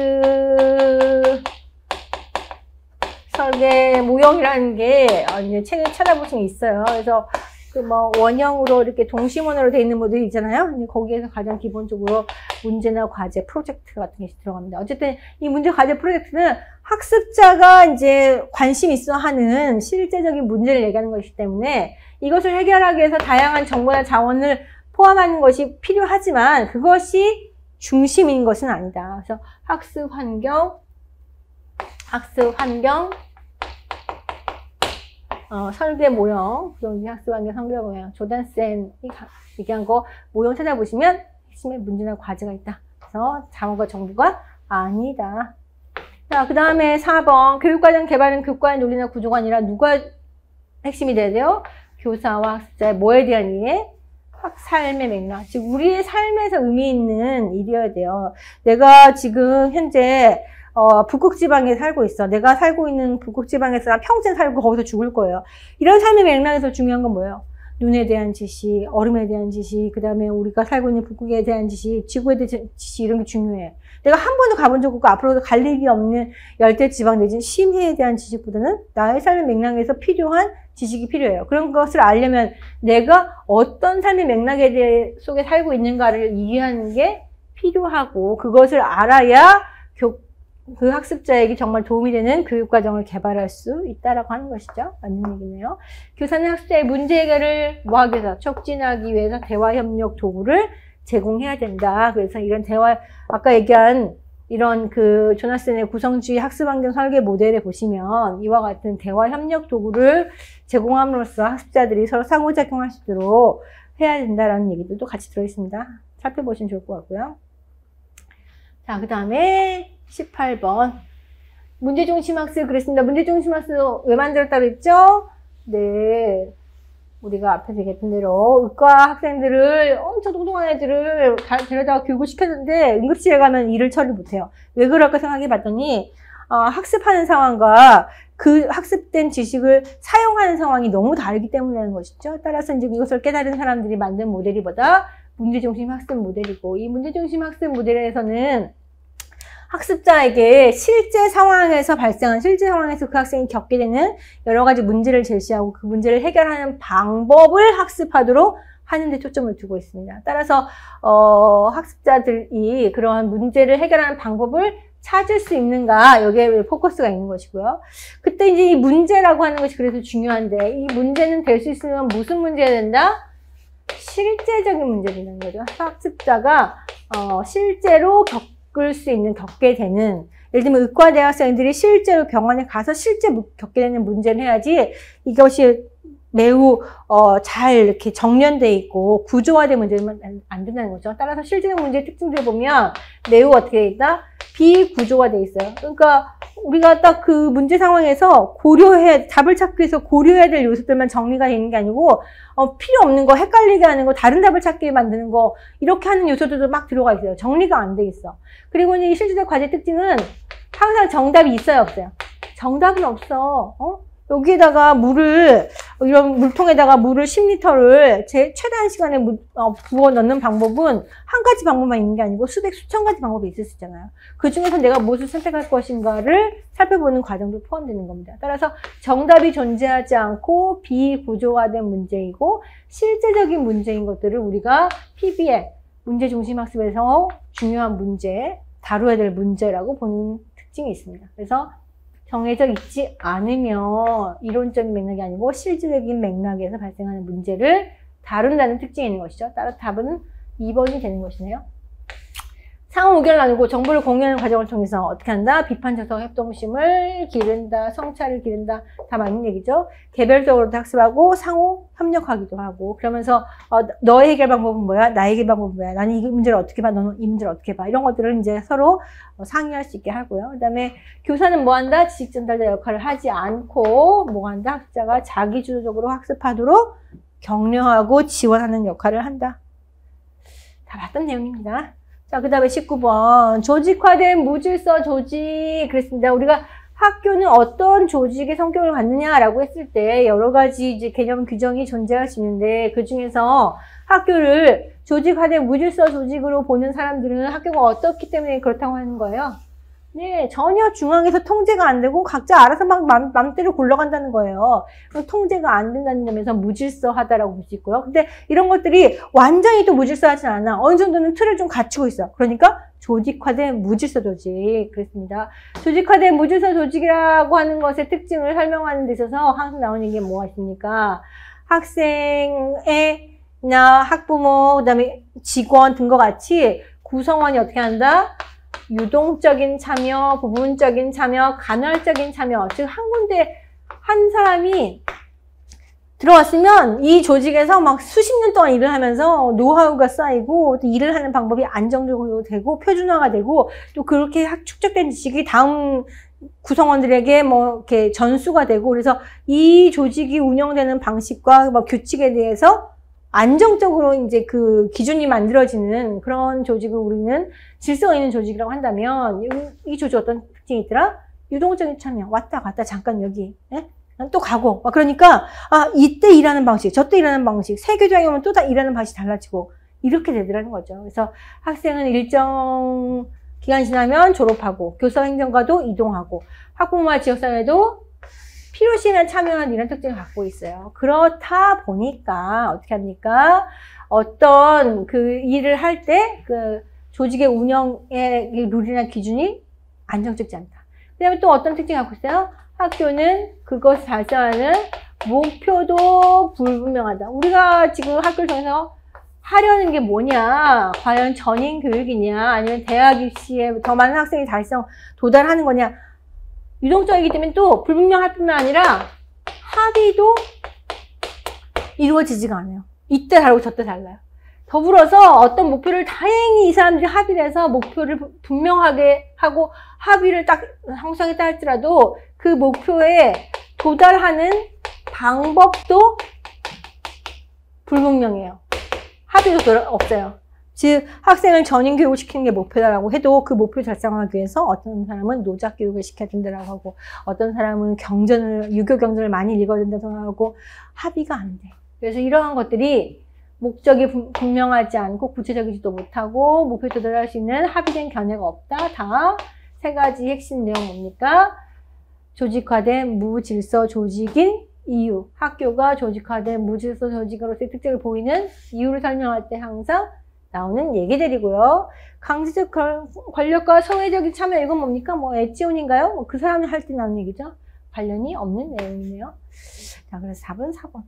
그러니까 뭐 이게 별로 어려운 내용이 아니에요. 개념을 알고 있으면 풀 수 있는 것이고요. 자, 그 다음에 검사 도구에 대한 설명으로 옳은 것만 해보기 시작했습니다. 우리가 검사 도구의 양호도라고 할 때 타당도, 신뢰도, 객관도, 실용도 같은 것을 하고 대표적으로 그 타당도와 신뢰도를 얘기하는데 그 중에서 신뢰도라고 하는 것이 매우 중요하다. 신뢰도는 뭡니까? 핵심은 일관되게 안정적으로 측정 결과를 내놓냐라고 하는 것을 얘기하는 거잖아요. 그래서 원래 우리가 오늘 아침에도 10kg였던 어떤 물건이 이 저울에 달았어요. 10kg였던 물건이 저녁에 가서 똑같은 저울을 또 대보니까 500kg가 나와. 그러면 이 저울은 신뢰로운 저울이 안 신뢰로운 저울이에요. 안 신뢰롭다. 그래서 일관되고 안정적인 측정 결과를 내놓는 그 검사 도구가 우리가 신뢰롭다라고 하는데 이 신뢰로운지 안 로운지는 금방 얘기했던 대로 여러 번 재보는 과정을 통해서 알게 되는데 여러 번 재서 신뢰도를 정확하게 알게 될 때까지 우리는 너무 많은 시간이 필요하잖아요. 근데 우리가 알고 싶은 건 뭐야? 어떤 새로운 검사 도구를 활용하려고 할 때 이게 신뢰도인지 안 신뢰도인지를 빨리 알고 싶어. 그렇게 해서 우리 신뢰도를 어떻게 해야 돼요? 단시간 내에 추정해내려고 해요. 그럼 추정 방법은 여러 가지가 존재하는데 그 중에서 1회 검사를 통해서 추정하는 방법, 2회 검사를 통해서 추정 방법. 그러니까 즉 한 번이나 최소 2번 정도의 검사를 통해서 추정하는 방법을 만들어냈으니 그것이 반분검사 신뢰도, 동형검사 신뢰도, 검사 재검사 신뢰도 뭐 이런 것들 있잖아요. 그러면 이제 그와 관련되어서 설명이 있습니다. 옳은 거를 고르라고 했습니다. 반분검사 신뢰도는 어떻게 하는 거예요? 하나의 검사를 실시하고 한 회의 검사를 실시하고 그럼 이 검사지 안에는 1번부터 50번까지 문항이 있는데 이 문항을 어떻게 반으로 쪼개서 이 검사 점수와 이 검사 점수 간의 관계를 통해서 신뢰도가 높은 검사인지 즉 2번의 검사를 실시한 것처럼 하는 것이죠. 신뢰도를 추정하는 방법입니다. 근데 이 문항을 둘로 나눌 때 1번부터 25번까지, 26번부터 50번까지 이렇게 둘로 나눌 것인지 1, 3, 5, 7, 9, 2, 4, 6, 8, 10 이렇게 홀짝으로 나눌 것인지 아니면 또 다른 방법으로 나눌 것인지에 따라서 결국 A세트와 B세트의 점수가 어떻게 될 수 있어요? 어떻게 나누냐에 따라서 아예 다르게 나올 수가 있잖아요. 그러면 결국 두 점수와 간의 상관관계를 따졌을 때도 신뢰도가 다르게 추정되죠. 그래서 양분 방법에 따라서 신뢰도가 다르게 추정된다는 것은 반분검사의 널리 알려진 단점이라고 할 수 있겠습니다. 따라서 1번 맞고요. 자, 그 다음에 내용타당도는 아까 얘기했던 대로 신뢰도가 있다고 한다면 뭐가 있다? 타당도라고 하는 또 중요한 조건이 있는데 타당도는 원래 검사를 하는 목적, 검사 목적에 충실한 결과를 내놓느냐. 내가 몸무게를 재려고 했는데 왜 키에 대해서 얘기를 하는 것이냐 이런 거잖아요. 너 왜 키를 재놓고 나한테 몸무게를 쟀다고 말하냐 이런 거잖아요. 그러니까 결국 타당도라고 하는 것은 재려고 했던 것을 잘 재고 있는지를 묻는 것인데 그 중에서 내용 타당도라고 하는 것은 내용 전문가가 보니까 이것은 창의력 측정 검사 도구가 맞아요. 아니에요. 이런 것을 통해서 평가함을 통해서 알 수 있는 타당도 개념이라고 알고 있습니다. 그러니까 니은도 맞는 설명이고요. 그 다음에 디귿번 보시면 각각의 문항을 하나의 검사로 간주해서 문항 간 측정의 일치성을 추정하는 방법을 무슨 실내 들어갔느냐. 즉 이거는 뭡니까? 전체 우리가 하나의 검사지가 있으면 아까 얘기했던 대로 1번부터 50번까지 문제가 있어요. 그러면은 우리는 아까 얘기했던 대로 그 반분검사 신뢰도에서 한 번의 검사를 실시하고 이 반분검사 신뢰도를 알 수도 있지만 또 이 방법을 할 수 있습니다. 하나의 검사를 실시하고 1번부터 5번까지를 각각의 문항이 하나의 검사지라고 보고 1번 검사지, 2번 검사지, 3번 검사지, 50번 검사지까지 50개를 검사를 했다 생각하고 이것들 간의 점수의 분포의 상관관계를 통해서 신뢰도를 추정하는 방법이 있는데 이것을 뭐라고 하냐? 이 문항들이 이 각각의 문항들이 전체 검사의 문항의 검사의 성격에 얼마나 일치되느냐라고 해서 문항 내적 일치도 검사, 문항 내적 합치도 검사, 추정 방법 이렇게 봅니다. 그래서 결국 검사, 재검사 신뢰도는 검사를 어떻게 하는 거예요? 똑같은 검사지를 2번 실시해서 그 2번 검사를 실시한 것에 따라서 그 결과를 갖고 하는 것이기 때문에 이런 설명하고 맞지 않는 거죠. 그래서 문항 내적 일치도 신뢰도, 문항 내적 합치도 신뢰도 이렇게 부르는 것을 우리는 디귿에 대한 설명을 넣을 수 있습니다. 동형검사 신뢰도는 어떻게 하는 거예요? 두 세트의 이제 시험지를 하는 거죠. A 검사하고 B 검사. 근데 사실 이 검사가 거의 같다라고 본 거죠. 따라서 이 두 검사를 동형검사. 우리가 실제 기출문제하고 똑같은 형태로 된 모의고사를 뭐라고 그래요? 동형 모의고사라고 하잖아요. 그 얘기입니다. 그래서 동형검사는 두 개의 검사, 즉 검사가 하나가 아니고 두 개의 검사를 치르게 하고요. 실시하는데 그 다음에 이 두 점수 간의 상관관계를 통해서 신뢰도를 추정하는데 이 두 검사지를 실시하는 그 시험을 보는 집단, 즉 피험자 집단은 각기 다른 집단이어야 될까요? 같은 집단이어야 될까요? 같은 집단이어야 되겠죠. 즉 하나의 집단에게 두 개의 검사를 실시하게 하고 그 점수의 상관관계를 통해서 이 문항이 얼마나, 이 검사가 얼마나 신뢰로운지를 추정하는 방법이 동형검사 신뢰도이기 때문에 다 틀린 말이죠. 그래서 디귿과 리을은 틀리고 기억과 니은은 1번이 답이 되겠다. 자, 자, 그 다음에 상담이론 나왔습니다. 상담이론 중에 인지 상담이론이 있고, 그 중에 합리적, 정서적, 앨리스 있죠? 상담이론이 있습니다. 이런 상담이론에 대한 설명으로 옳은 것은 그랬습니다. 결국 인지 상담이론 혹은 합리적, 정서적, 상담이론에서의 핵심은 뭡니까? 우리에게 어떤 심리적인 문제를 유발하는 정신적인 문제 혹은 심리적인 문제, 적응의 문제를 유발하는 모든 문제의 핵심이 뭐다? 인지다. 인지라고 하는 것은 뭡니까? 결국 비합리적인 신념 때문에 합리적인 신념이 별것도 아닌 일을 되게 중요한 일로, 별것도 아닌 일을 되게 심각한 일로 받아들이게 하고 그 문제를 벗어날 수 있음에도 불구하고 벗어나지 못하게 만드는 이런 문제를 만든다라고 보는 것이기 때문에 결국 바꿔야 될 건 뭐예요? 이 비합리적인 신념을 바꿔주면 문제를 해결할 수 있다고 보는 것이 인지상담이론 혹은 합리적 정서치료 상담이론이죠. 그럼 하나씩 보시죠. 불안은 잘못된 학습의 결과다. 우리가 갖고 있는 어떤 정서라는 것도 학습의 결과라고 보는 거예요. 그 학습은 다시 어떻게 할 수 있다? 교정할 수 있다. 이런 생각을 갖고 우리가 뭐 합니까? 체계적 동감법, 노출법 이런 거 하잖아요. 그래서 결국 어떤 우리가 보이는 어떤 행동, 심리적인 행동이죠. 불안이라는 것도. 그런 것은 다 뭐다? 어떤 외부 사건의 영향을 받아서 우리가 반응해서 만들어진 학습의 결과이기 때문에 언제든지 재학습을 통해서 바꿀 수 있다. 교육을 통해서, 학습을 통해서 언제든지 무엇인지 바꿀 수 있다고 하는 교육 만능설적 입장을 보이는 것이기 때문에 뭐에 가깝다? 행동주의 상담 이론에 가깝다고 볼 수 있겠습니다. 자, 그 다음에 심리적인 문제, 현재 우리가 어떤 문제 겪고 있어. 막 우울, 불안, 내지는 결벽증 등등 여러 가지 심리적 문제가 있는데, 이건 결국 뭐 때문이다? 어린 시절 경험을 억압하기 때문이다. 어린 시절에 있었던 어떤 경험에 대해서 충분히 문제를 해소하고 욕구를 해소하지 않고, 그거를 그냥 억눌러 놓고 자기의 욕구나 충동을 숨기고 있었기 때문에 그것이 해소되지 못한 그 갈등이 계속해서 반복적으로 나타난다라고 보는 어린 시절 경험, 이걸 강조하는 사람 누굽니까? 프로이트의 정신분석적 상담 이론이라고 하시겠죠? 그래서 이런 것이고요. 그 다음에 이상적 자아와 현실적 자아. 내가 바람직하다고 생각하는 자아가 있어요. 내가 모든 자아가 실현된 상태의 아름다운 자아. 나 이렇게 살고 싶어 하는 자아가 있어. 근데 현실의 모습은 너무 동떨어져 있어. 비루해. 미쳐내. 그런 심리적 갈등을 겪죠. 이런 것으로 인해서 문제를 겪는 사람들이 찾아가야 되는 사람은 누굽니까? 바로 로저스. 그래서 인간 중심 상담 이론에서 보통 이제 현실적 자아와 이상적 자아 간의 간극을 얘기합니다. 그러면 이제 다 아니라는 거죠. 그러면 이것은 뭐 때문이다? 비합리적 신념 때문이다. 라고 하는 것이 아까 여기 써놨네요, 여기. 그죠? 4번. 이 되겠습니다. 그게 어렵지 않죠? 네.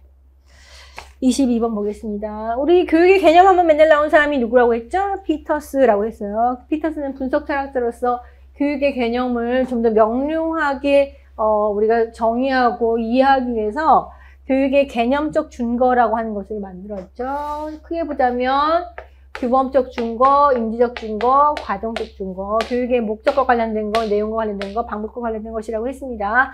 어떤 책에서 했냐면 윤리학과 교육이라는 책에서 교육의 개념을 지었다. 이런 걸 굳이 틀리게 낼 일은 없겠지만 어쨌든 이랬고요. 그 다음에 규범적 준거에 따르면 교육은 뭐에 있는 것이다?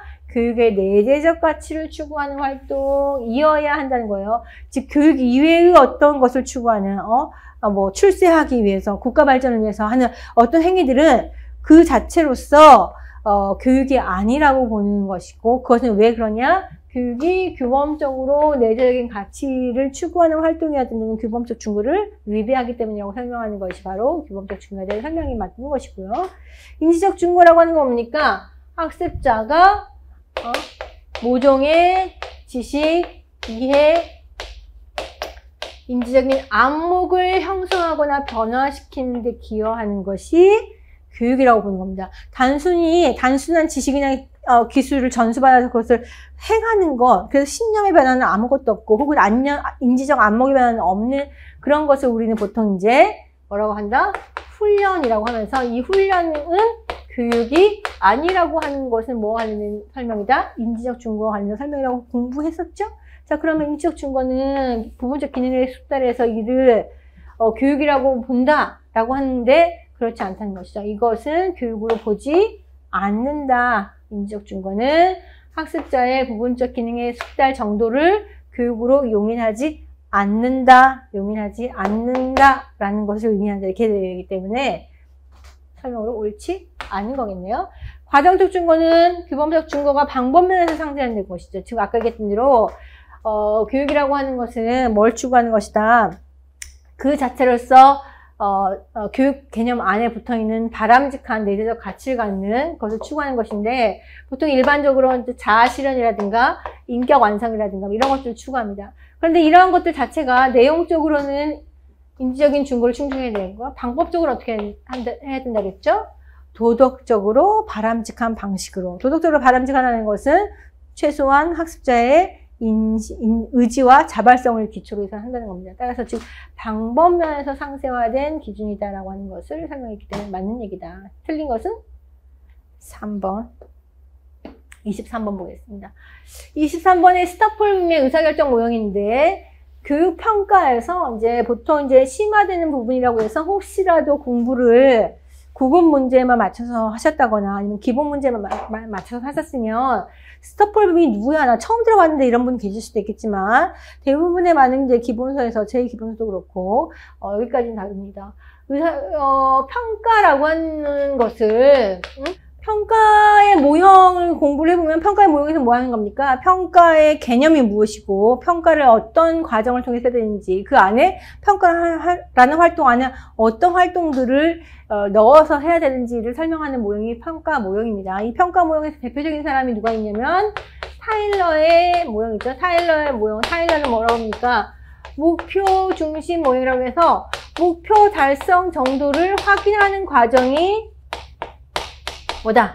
평가다라고 정의하고 그에 필요한 과정으로서 목표를 확인하고 그 목표를 달성하는지를 확인할 수 있는 평가의 장면 도구를 설계하고 그것을 실시해서 실제로 평가 결과를 확인해내는 이런 과정을 평가 활동이라고 하는 것이고요. 그 다음에 유명한 사람으로서 스크리븐이라는 사람이 나오죠. 스크리븐이라는 사람은 뭐다? 과거에는 우리가 목표만 봤어요. 즉 목표를 본다는 것은 뭐예요? 목표 달성 정도를 본다는 것은 미리 의도되고 계획된, 미리 설계된, 미리 어떤 프로그램을 하기 전에 미리 설정해 놓은 그 목표가 달성되느냐만 보는데 우리가 많은 경우 어떤 일을 하면 특히 학교에서 수업을 하다 보면 원래 우리가 의도하진 않았지만 그냥 이 학교에서 그림 그리기 활동을 할 때 제일 처음에는 색깔을 잘 구분한다 정도의 목표를 설정했다고 하는데 실제 그림을 그리다 보니까 애들이 뭐가 늘어나? 창의성이 늘어나는 거예요. 그러면은 원래 의도하지 않았지만 의도하지 않았던 부수적인 효과로서 아주 바람직한 결과가 나타났어. 그럼 그것이 평가 결과에 반영될 수 있어야 된다라고 하는 이런 얘기들을 하게 됩니다. 이런 점에서 이 사람 뭐라고 하냐? 기존에 설정했던 목표의 범위를 넘어서서 교육적으로 가치가 있는 내지는 어떤 큰 목적에서 가치가 있는 것들을 잡아내는 활동, 포착해낼 수 있는 활동이 필요하다. 그런 평가가 필요하다라고 하면서 탈목표 평가라고 하는 개념을 제시한 사람이 누구다? 스크리븐. 우리 얘기가 많이 하고 있죠. 그럼 이런 사람들의 관점에서 봤을 때 보자면 평가라고 하는 것은 어떤 프로그램이 시행된 다음에 최종적인 결과만 보는 것이 아니고 프로그램이 진행되는 과정 중에 평가도 필요하다라고 하면서 형성평가 개념을 도입한 것도 누구다? 스크리븐이라는 사람이고요. 마지막으로 여기 나오는 문제 나오는 스토플름까지 해서 이 세 명을 가장 보통 많이 얘기를 하는데 뭐 그 외에도 여러 가지 사람들이 있으니까 평가 모형하는 파트에 가가지고 공부 한번 더 한번 살펴보시면 좋을 것 같아요. 스토플름이라는 사람은 여기서 말한 것처럼 의사결정 평가 모형이라고 합니다. 즉 의사결정을 하는 사람이 있어요. 학교에 뭐 교장 선생님이든 아니 교육청의 교육감이든 아니 공무원이든 어떤 의사결정자가 있어.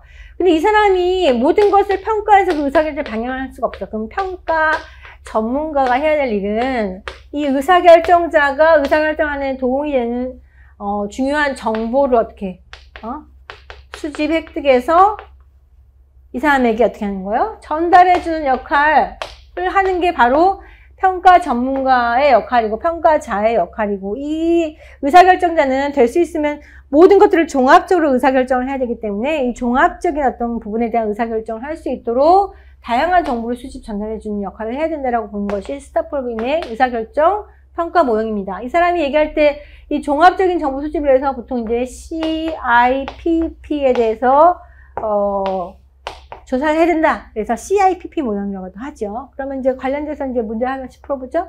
경영자의 결정에 판단적 정보를 제공한다. 이제 판단에 필요한 정보를 제공한다는 점에서 경영자에게, 즉 의사결정자에게 접근하는 것이니까 의사결정자가 메인이고 우리 이제 평가자는 그 사람을 도와준 사람이라고 보는 그런 관점이죠. 따라서 기억번 맞는 얘기가 되겠고요. 두 번째 아까 봤던 대로 CIPP라고 하죠. CIPP 여기 있네, 그죠? CIPP. 즉 어떤 우리 교육 프로그램이든 어떤 프로그램이 진행되고 있는 어떤 맥락, 상황을 보고 그 다음에 거기에 들어간 투입 요소는 어떤 것들이 있고 그 과정이 어떻게 진행됐고 결과적으로 무엇이 산출되었는가에 대한 종합적인 정보를 제공해 준다. 그래서 CIPP 모형 되고요. 그 다음에 평가의 주된 목적은 뭐다? 목표, 시간 정도를 파악하는 데 있다. 누구의 관점일까요? 타일러의 관점이죠. 그 다음에 그래서 디귿은 아니고 리을번 예술작품을 비평할 것 같은 전문가는 감시관에 근거한 평가를 활용할 것을 제안했다. 예술작품 누굽니까? 네, 아이스너죠. 아이스너는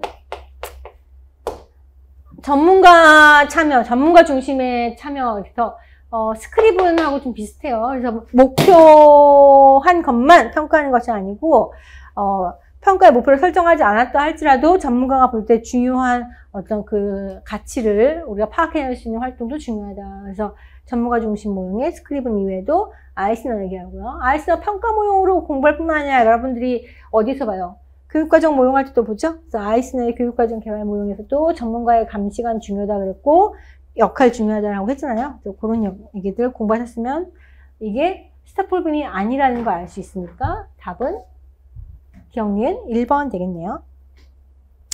24번으로 가겠습니다.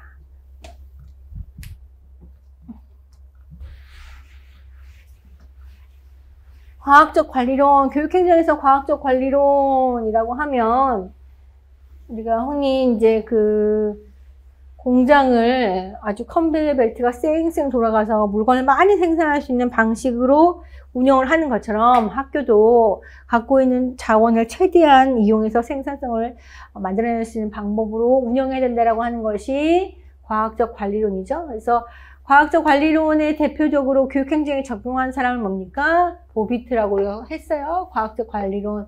학교에서의 낭비라는 글을 통해서 학교에서 낭비를 줄이고 좀 더 효율적으로 운영하자라고 하는 관점을 얘기했죠. 그래서 이런 모델을 보면 결국 학교를 공장에 비유하고 있다는 점에서 공장제, 학교가 공장이냐? 우리가 사회에서 요구하는 성인의 모습을 찍어내는 공장도 아닌데 그렇게 공장이 어떻게 하면 합리적으로 운영될 수 있을까를 연구한 그런 경영관리 기법을 연구한 모델을 학교에 그냥 적용하는 것이냐? 이런 비판을 받는다는 것이죠.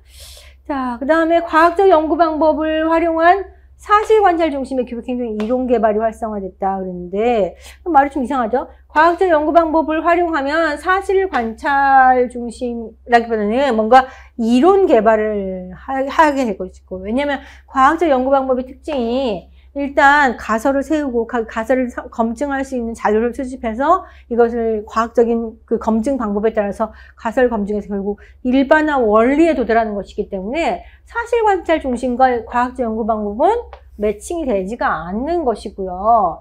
그래서 과학적 관리론이라고 하는 것을 통해서 우리가 뭘 하는 것, 이론을 개발하는데 이 이론의 핵심은 이 즉 과학적 관리론에서 제공하고자 했던 이론의 핵심은 뭘 제공하는 거냐면 어떻게 하면 현실의 이 문제를 더 효과적으로 해결할 수 있는지 문제 해결을 초점으로 하는 이론을 개발하는 데 초점이 있었습니다. 그러니까 즉 그냥 현상이 저렇게 존재하는구나, 사람들이 저렇게 행동하는구나, 그렇게 해서 그러한 현상을 설명할 수 있고 잘 정리할 수 있는 일반적 법칙을 설명하는 데 관심이 있는 게 아니고 어떻게 하면 우리가 겪고 있는 현실의 문제, 학교의 문제를 해결하는 데 가장 효과적인 해결 방법을 내놓을 수 있을 것인지에 주로 관심이 있었어요. 따라서 그냥 사실관찰 위주가 아니고 문제를 해결하기 위한 처방적 이론을 어떻게 개발할 것이냐라고 하는 부분에 관심이 있었고 그런 부분의 이론이 개발이 활성화됐다라고 할 수 있겠습니다. 그러니까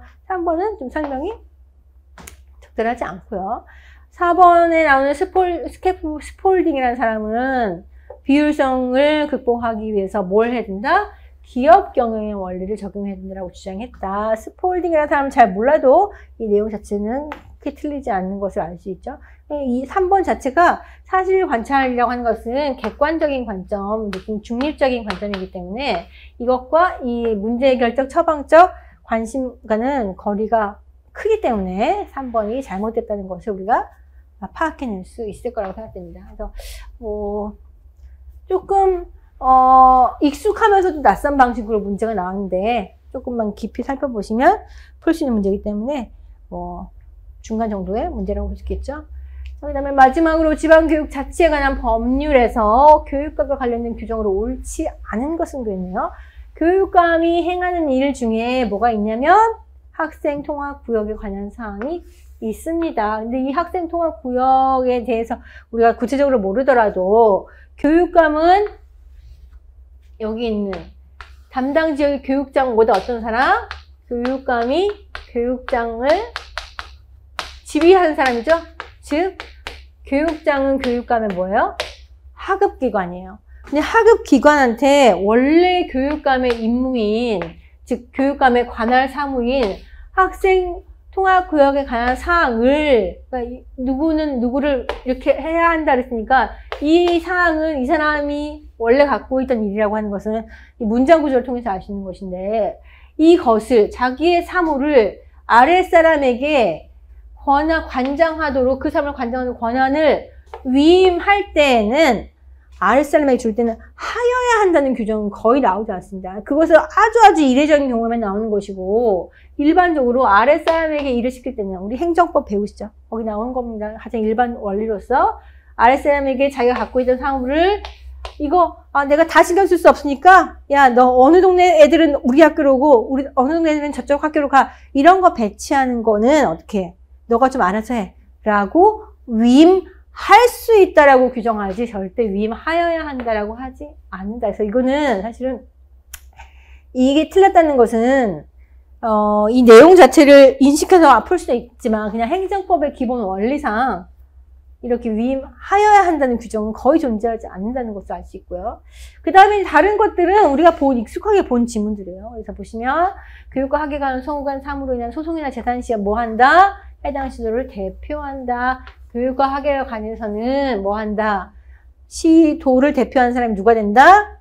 교육감이 된다라고 하는 것은 교육감의 지위나 성격을 얘기하는 것이고요. 그래서 맞는 얘기죠.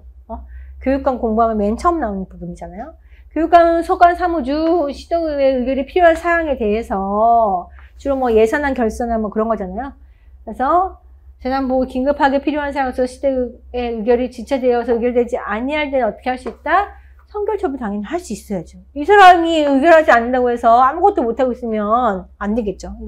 이것도 마찬가지 기본적인 행정에 있어서의 어떤 관리의 기본 룰의 내용만 알면 풀 수 있는 문제고요. 이해가 가능한 것이고, 우리가 맨날 TV에서 보잖아요. 예산을 통과 안 돼도 어떻게 돼? 결국 기존의 그 준 예산이라고 해서 원래 하던 방식으로 할 수 있고, 만약에 아주 급박한 상황인 경우에는 일단 선결해서 처분하고, 그 다음에 나중에 그에 관련된 이제 사후적인 조치를 취하면 되겠죠. 특히나도 이제 학생 안전과 관련됐는데, 학생 안전과 관련되어서 특별히 갑자기 뭘 해야 돼? 배를 세우고 애들을 대피시키고 해야 돼. 의결사항이야, 근데. 돈을 막 써야 돼. 의결사항이야. 그럼 기다려요? 안 되죠? 당연히 선결처분 할 수 있어야 되겠죠? 그래서 틀리지 않고요. 요번에 잼버리 사태 같은 거 나와가지고, 그죠? 잼버리 같은 사태 나와가지고, 애들이 위험에 처했어요. 특히 우리나라 학생들도 있고 그렇잖아요. 그랬을 때 행정관청이, 행정 담당자, 행정의 그 책임자가 의회 처분에 필요한 어떤 그 예산 사용과 관련되었다고 해서 의회 처분이 필요한 사항이라고 해서 기다리고 있으면 안 되죠. 당연히 선결 처분하고 나중에 정당성을 이제 인정받거나 아니면 처벌을 받거나 해야 되겠죠. 사실 당연한 얘기고. 그다음에 교육감 후보자가 되려는 자는 뭐여야 돼? 해당 시도지사의 피선거권이 있는 사람, 해당 시도에 거주하면서 피선거권이 있는 사람, 대표자를 뽑힐 수 있는 사람이면서 후보 신청 등록 신청 개시일로부터 과거 1년 동안 뭐가 아니어야 된다? 정당 당원이 아닌 사람, 그래서 정당은 후보자를 추천할 수 없다라고도 되어 있죠. 그래서 정치적 중립성을 유지하기 위해서 이런 후보자 자격 조건을 만들어놨다는 공부를 다 했습니다. 그래서 위임하여야 한다, 이렇게 하여야 한다는 것은 되게 법에서 조심해야 돼요. 특히 여기 본 것처럼 하급자에게는 위임하여야 한다는 규정은 거의 존재하지 않는다. 그래서 약간 이제 어떻게 보면 문제를 쫙 풀어봤더니 교육학의 기본 개념과 이론을 이렇게 포괄적으로 이렇게 특정 부분에 이렇게 뭡니까 매몰되지 않고 전범위적으로 포괄적으로 공부를 하신 분이라면 95점, 100점 이렇게 뭐 어렵지 않게 맞을 수 있을 것 같은 생각이 드는데, 그럼에도 불구하고 여전히 좀 아리까리한 문제라든가 좀 추론으로 풀어야 되는 영역이라든가 이런 것도 있었기 때문에 한 두 개 정도? 두 개 정도는 아마 그 합격권에 계신 분들은 두 개 정도 틀리면 보통 그냥 커트라인 정도 있고, 하나 정도 틀리거나 만점 받으셨어야 안정권에 드는 점수가 되지 않았을까, 그런 시험입니다. 그래서 7급 시험 치고는 뭐 중간 정도의 난이도로, 적정한 난이도로 또 적절하게 문제의식이 낮지 않게 나온 것 같습니다. 그래서 여러분들 공부하신 성과 잘 거두셨을 거라고 또 예상을 하고 좋은 결과 또 거두실 수 있기를 바라겠고요. 혹시라도 문제 해설이라든가 기타 내용에 대한 질문, 그다음에 이제 혹시라도 내년을 또 준비하셔야 되는 분들 같은 경우에 관련돼서 공부의 방법이라든가 공부의 내용, 그 다음에 공부에 관련된 강의 커리큘럼 같은 거 궁금하신 점 있으시면 여기 이제 카페를 운영하고 있으니까 카페로 오셔서 질문 주시면 좀 더 상세한 답변 들으실 수 있도록 하겠습니다. 여러분들의 노력이 큰 성과를 거두었으리라고 기대하고요. 그렇게 되었기를 바라고요. 또 앞으로 또 여러분들이 들으신 노력이 또 그렇게 되기를 지원하겠습니다. 격려하고 돕겠습니다. 앞으로도 여러분들과 좋은 시간 가질 수 있도록 노력하는 강세연 되겠습니다. 수고하셨습니다.